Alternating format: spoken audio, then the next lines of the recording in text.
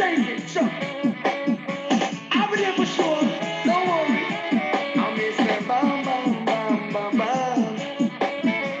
It's not an easy road. How many cities glamour and the guitar so they think I better rose. Me say, who feels it knows? Ooh, Lord, every song these blues. I cry. It's not an easy road. How many cities glamour and the guitar so they think I better rose. Me say, who feels it knows? Ooh, Lord, every song why? From the minute of birth to enter this world, obstacle in your way to overcome first.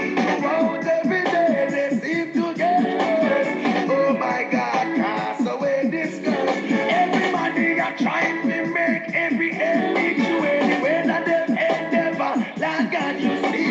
No matter what the world may say, out the street, must have we survive, won't accept defeat. Now I'm weary, dying dreary. We got no time to raise your mental load. It's not an easy road. How many cities glamour and the guitar so them think I made a rose. Me say, who feels it knows? Ooh, Lord, every song stay these blows. Getting set, getting set. Easy road. How many cities glamour and the guitar so them think I made a rose. Me say, who feels it knows? Ooh, Lord, every song stay these blows. By the rise to see the sun, who you love, who you Back to the original Buju Banton. sometimes satisfied with the post of Allah. From the scribes and Pharisees, you got to stay right. Follow the head, dancing on both sides. How we can disappear, pray for your life. Righteousness prevail, it's down by my side. Shoulder from the way, you're living to die.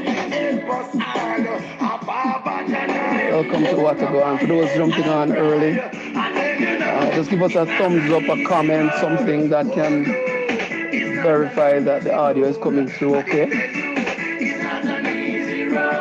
Oh, little big up Buju. It's not an easy road. Why I've been traveling morning with such an heavy load. Now it's noon and I got to go to put down my bird alongside the road. Oh, I've got to hold it. Yeah, I've got to humble myself like a child. Humble my face, I've got to put up a smile. I make up my mind just to have more mile. Oh God, I've got to, because I know that it's not an easy road. I'm in the city, glamour and the guitar, so they think I better go. Some more seconds, 2 seconds to get started. Ooh, Lord, every song steady flows. It's not an easy road. I'm in the city, glamour and the guitar, so they think I better go. They say, who feels it knows? Ooh, Lord, every song steady. Why from the minute of birth to enter this world, obstacle in your way to overcome. Throughout every day, they seem to get worse. Oh my God, cast away this. All right, greetings, greetings, greetings.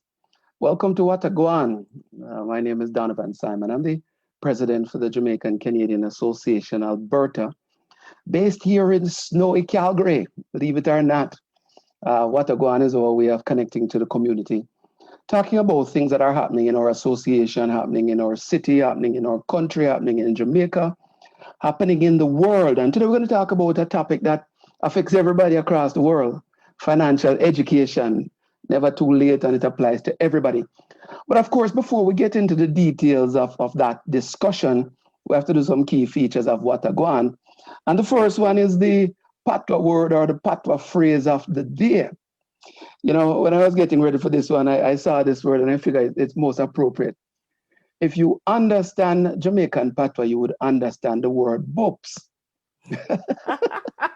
So the patwa word of today is boops. If you understand what that word means, put it in the comments so that those who don't understand Jamaican patois can get a sense of what it means. And, if you were in Jamaica and you were using that word in a sentence, we would say, make him go on, in my books. Are I saw him stay all the time, but him not know say my boops, right? The patois word of the day is boops.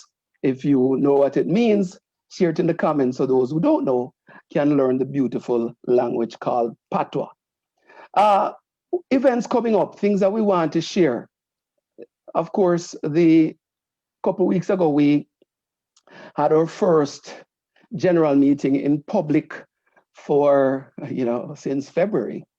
And we are back at it again. But this time it's our annual general meeting on October 31st. It's going to be at 7 p.m. It is at the Winston Heights Community Center. It's going to start at 7 o'clock, like I said. Winston Heights Community Center, for those who are in Calgary, is just off Edmonton Trail, 520 27th Avenue Northeast.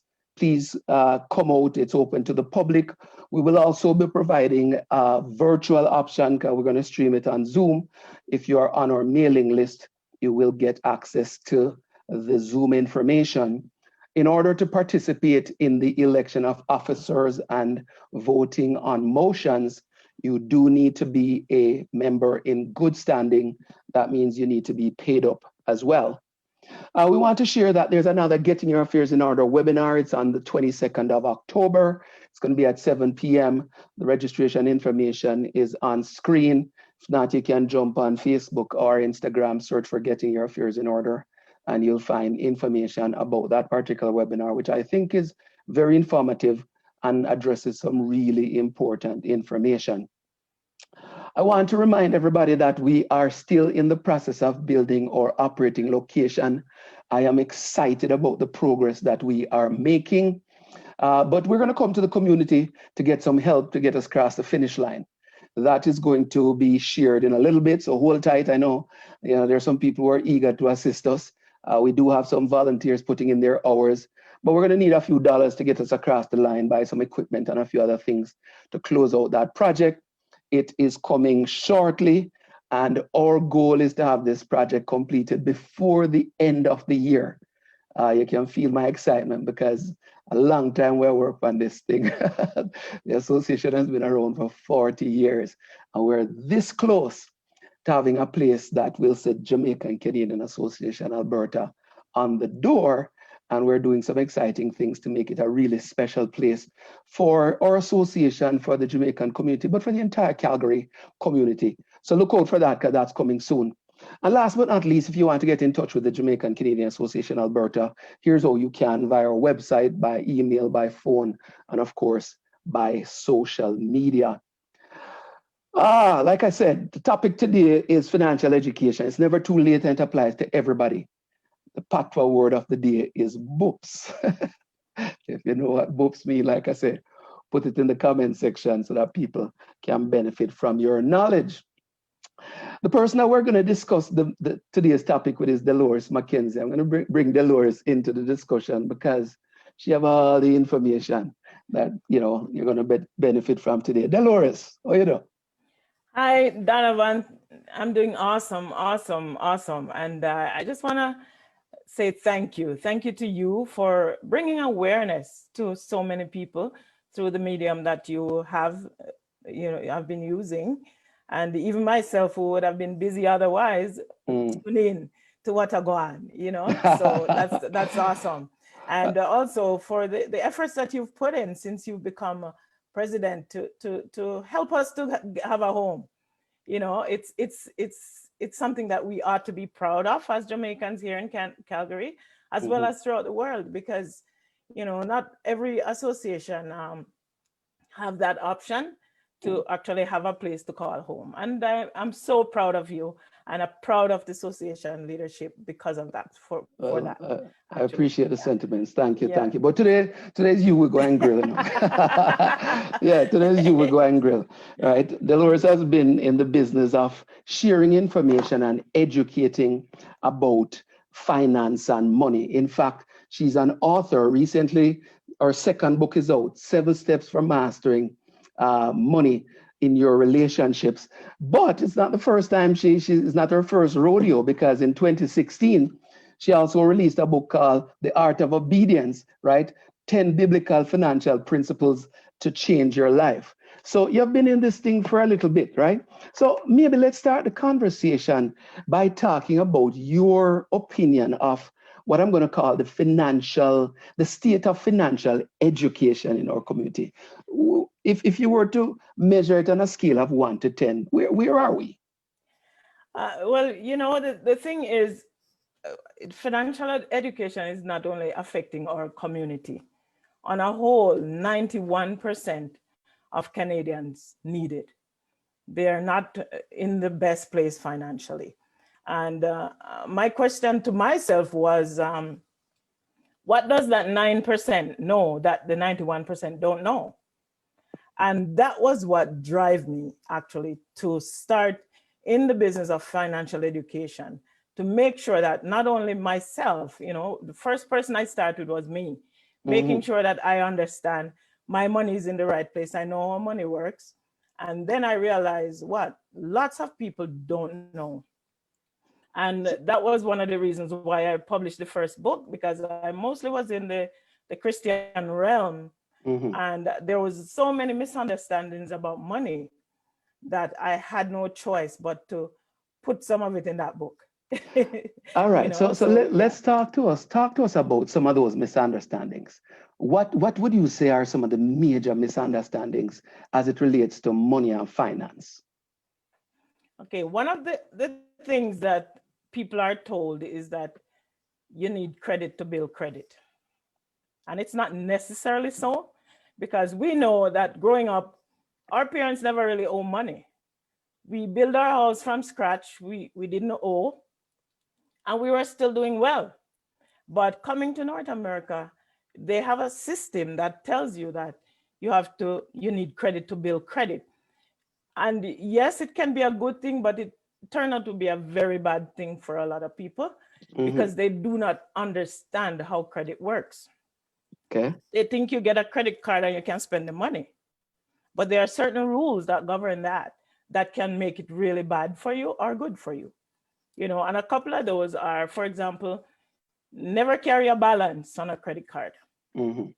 And because the interest compounds. Right.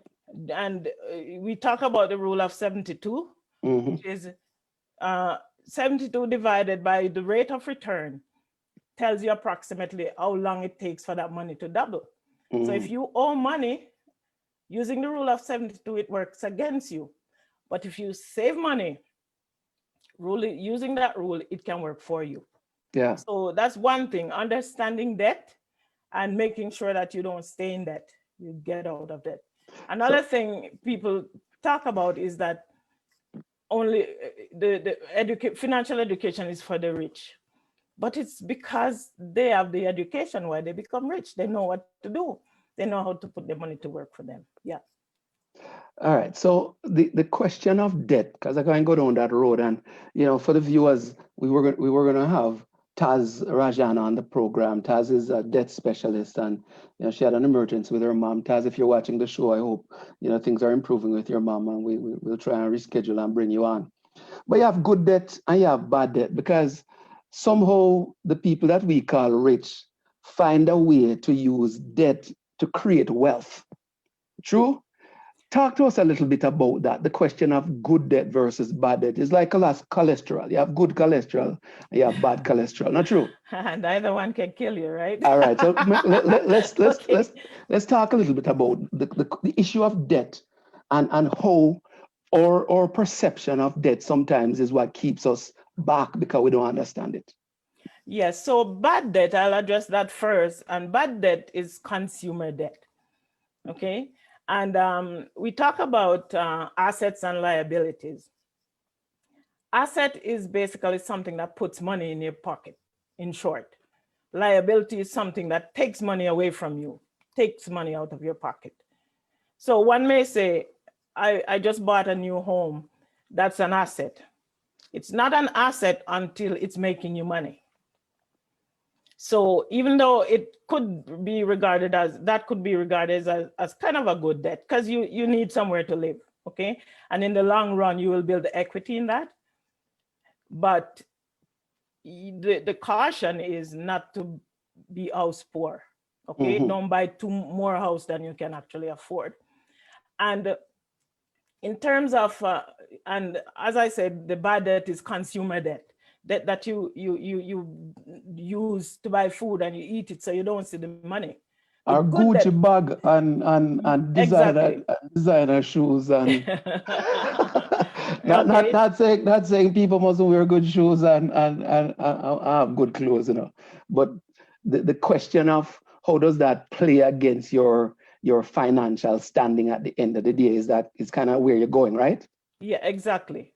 And when in terms of good debt, what the rich people know is that you can use OPM, meaning other people's money, to be rich. And that's where the good debt come in. So them But kind the of thing books. is, exactly, right? So they have to see boops they say. Right? So the thing is, you have to make sure that that money, even if you're borrowing that money to invest in the long run, what you're gaining on that money is outpacing inflation and taxes. Okay, Right. so those are some of the things that you have to consider when you're borrowing to invest. However, this society that we live in allows you actually to write off the cost of borrowing when you borrow to invest. So it's a good thing both ways for you, because not only will that lower your taxes, but you're making money on your money as well. All right, that's all like a system that needs some clarification. So talk to me, because clearly there's some tricks in the business that we don't know, and as a generation, and in some cases as a culture, it hasn't been exposed to us. So talk to us a little bit more about the debt, dying with the debtor, and things like those that for some reason have been hidden. Well, I wouldn't say it's hidden. It's there. You just have to know where to look, and the unfortunate thing is, I mean, I don't mean to bash the banks, but the banks have their products that they want to sell you. And they're going to educate you according to the product that they have. Yeah. So you have to be wary, and get a second opinion, get an independent person, even like myself with a second opinion. Let them open the door for you and show you different things, and then you make the right choice, an informed decision, right? And that's our goal, to educate you so you can make informed decisions. But information is there, yeah. What has been some of the difficulty though? Because when we talk about education and when we talk about finance, sometimes it feels like it's one of those topics that people don't really want to get into, because, as Jamaicans, I say, fast people want to fasten their business, right? So so they don't necessarily want to expose themselves. Or in some cases, there's an element of pride, because somebody might look rich, but they're really poor, And then in getting into that discussion, you realize that they weren't what they pretended to be. How do we crack some of those cultural barriers? You see, the thing is all about a mindset and habits, right? And one would think that, okay, because my parents were poor, I will end up poor. It has nothing to do with the generation. You, however, can choose to change the trajectory of that generation moving forward by getting that financial education and making that change, okay? But the information is out there. The information is out there that is available. It is available. It's just that when you tell yourself in your mind that you don't trust, and I think that's a big thing, trust. For example, I've worked in different fields. I worked in healthcare for 18 years. And then I seek education for myself. And when I realize the passion that I developed for it, I switch. I switch careers and come into financial education instead.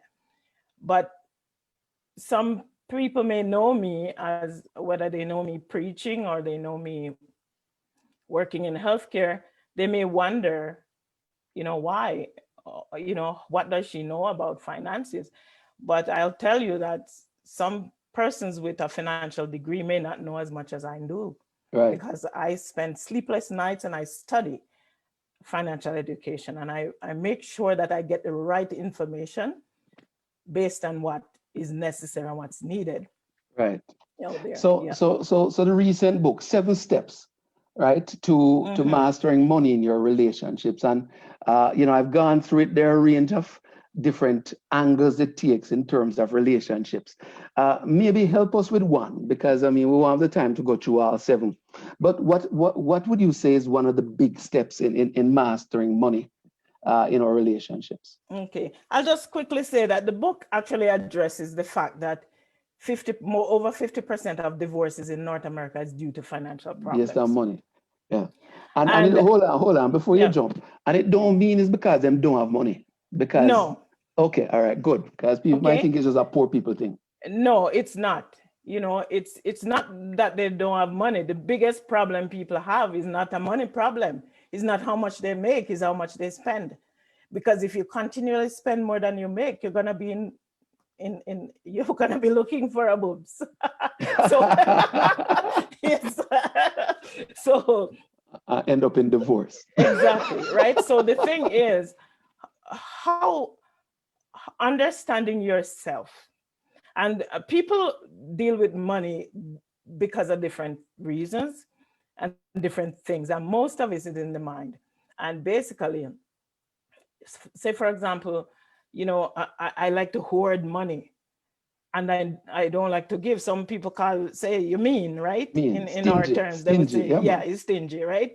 But it is could be based on something that happened to them long time ago.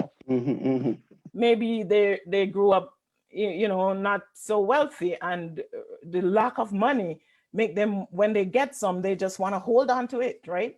They just want to hold on to it. But it all starts in the mind, and with yourself, giving value to yourself, loving yourself first, and making sure that you have that love to give up, give out. And the steps, as you say, take twists and turns, because one would think that that book is about money, but it's about the root cause Yeah. of that. It's about the root cause, how you can actually remedy that. And in turn, remedying that, whether it's knowing yourself, learning to forgive, knowing your purpose, knowing why you're here, understanding financial education, how to build your relationship, and of course, take action. Because no matter how much you learn, if you don't do anything with it, you ain't reaching nowhere. Yeah, a good idea. We don't actually get to it remains a good Yeah. idea. Yes. Right. So you mentioned the fact that you don't think it's a generational thing, right?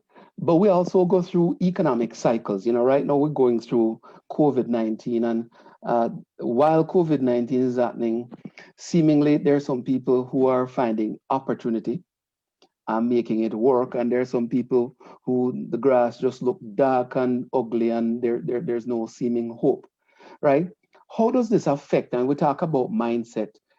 Is there some equation between the economic landscape, the level of financial education, and how people are perceiving the future? What's your take on how this is all playing out?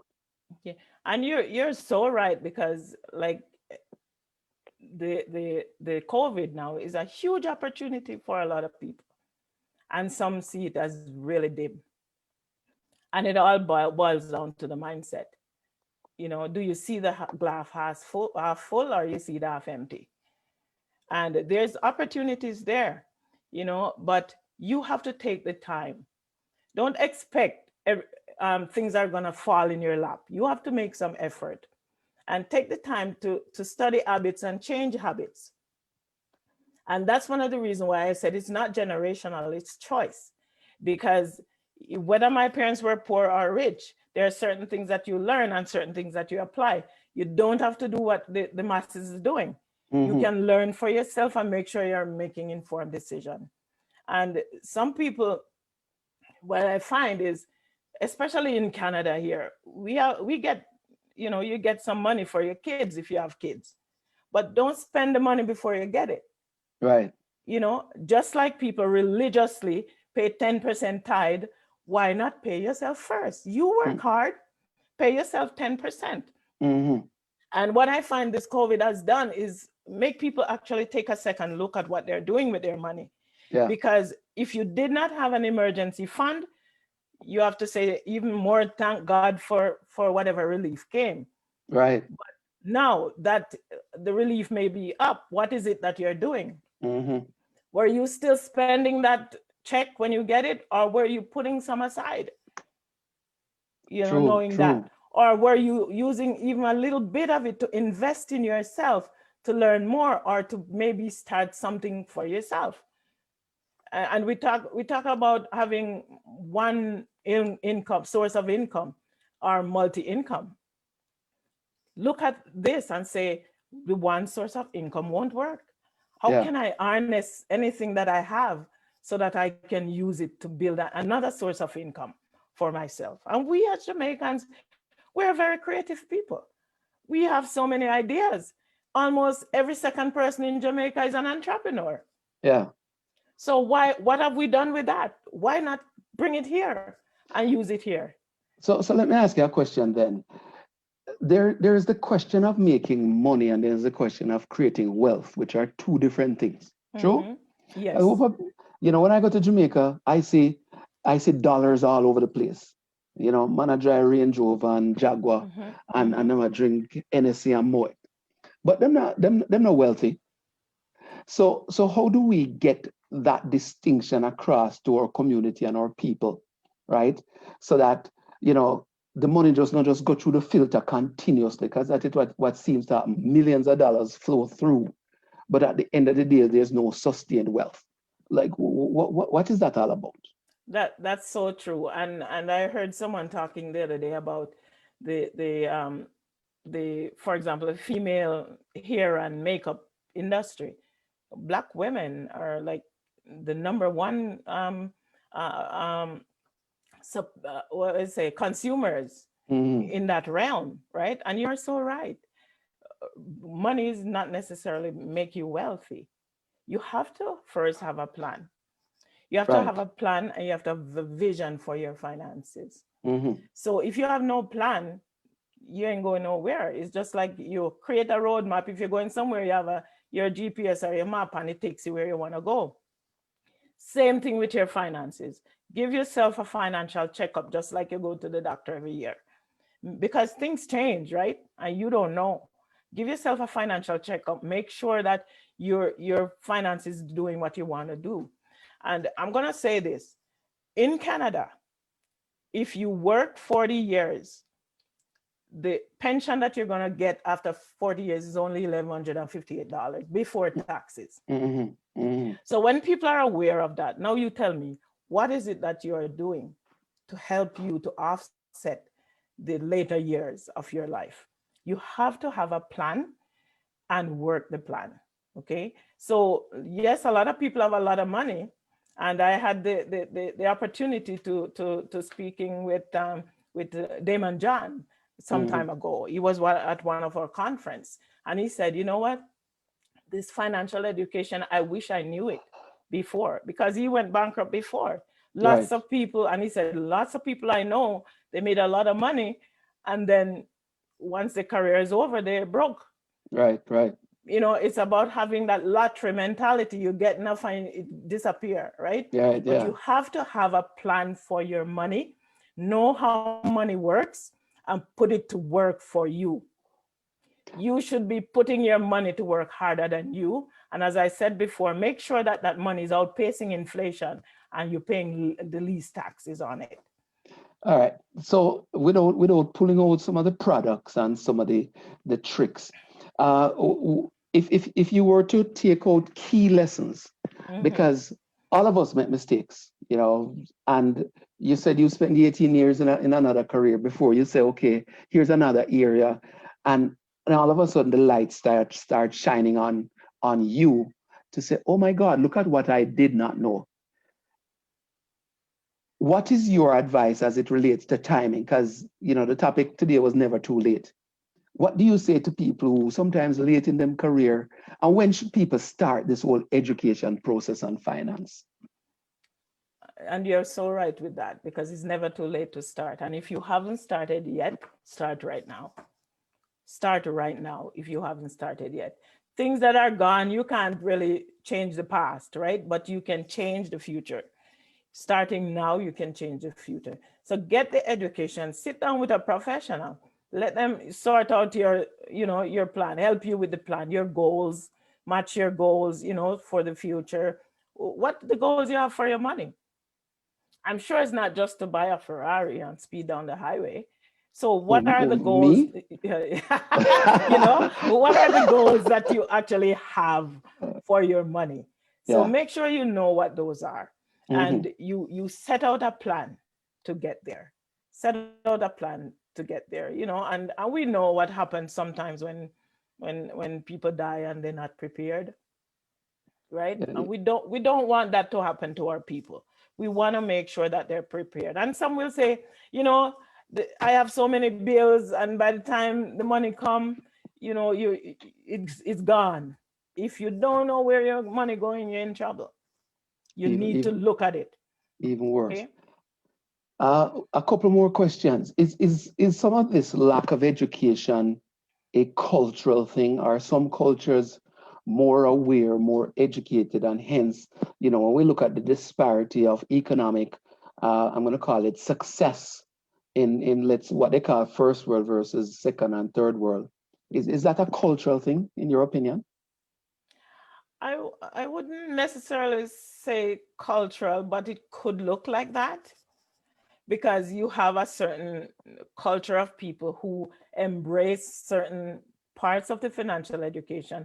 For example, you might, if you study statistics, you might find a certain kind of people who more tend to use other people's money to make money, and other ones that may seem to gravitate towards products that you pay less taxes, allow you Hmm. to pay taxes. So there are certain things that people learn and pass on, right? And pass on. And the rich they teach their kids financial education Yeah. from the kids are 18, you know. And I talk about being in Canada and having the privilege of getting like child tax benefit for our kids. Hmm.